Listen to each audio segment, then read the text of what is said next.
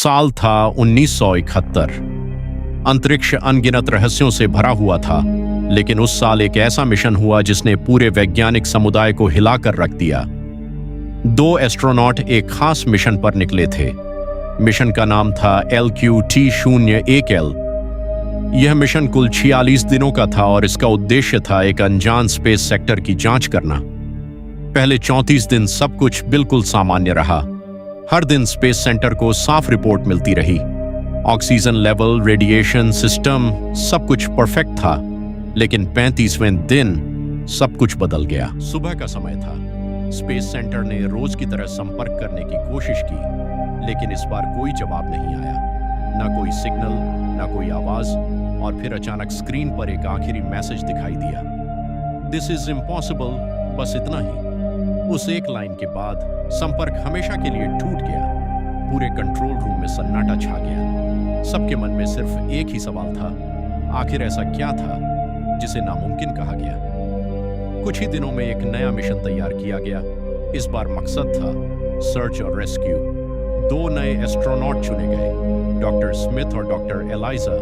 उन्हें एक ही आदेश मिला, जो भी मिले उसे रिकॉर्ड करना और किसी भी अनजान सिग्नल को कभी इग्नोर न करना।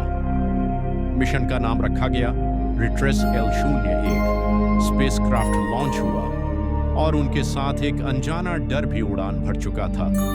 वे उसी दिशा में जा रहे थे जहां पहली टीम गायब हुई थी।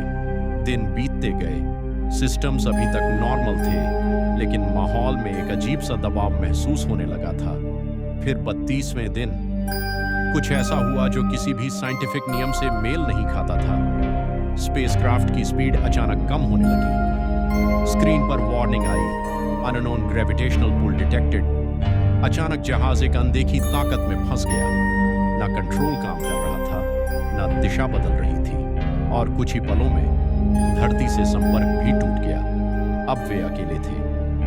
कुछ समय बाद खिड़की के बाहर एक चमकता हुआ नीला हरा ग्रह दिखाई दिया। वो ग्रह बिल्कुल पृथ्वी जैसा लग रहा था। इससे पहले कि वे कुछ समझ पाते, स्पेसक्राफ्ट खुद ही उस ग्रह की ओर उतरने लगा। Automatic landing. कुछ ही पलों में वे उस अनजान दुनिया पर थे। चारों तरफ हरियाली, शांत वातावरण, लेकिन उस शांति में कुछ अजीब था। थोड़ी दूर जाने पर उन्हें एक टूटा हुआ स्पेसक्राफ्ट मिला।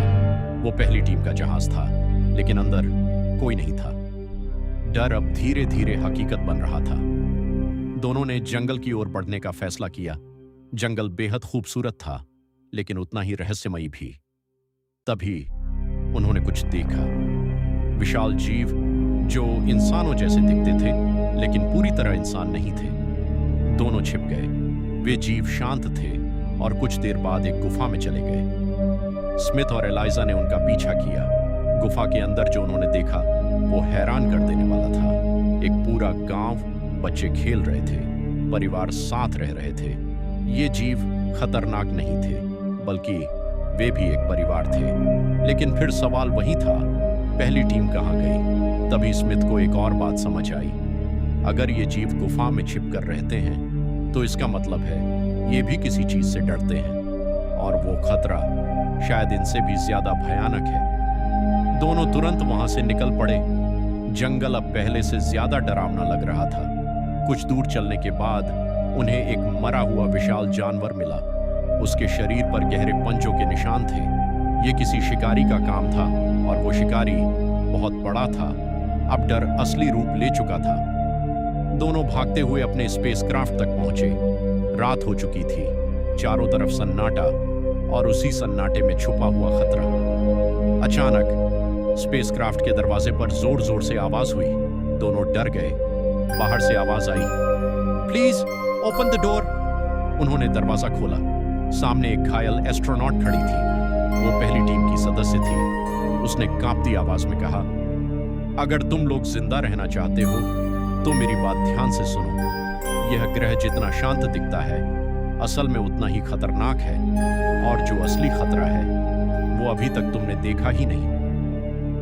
क्या था वो असली खतरा? पहली टीम के साथ आखिर क्या हुआ था, और क्या ये तीनों जिंदा बच पाएंगे?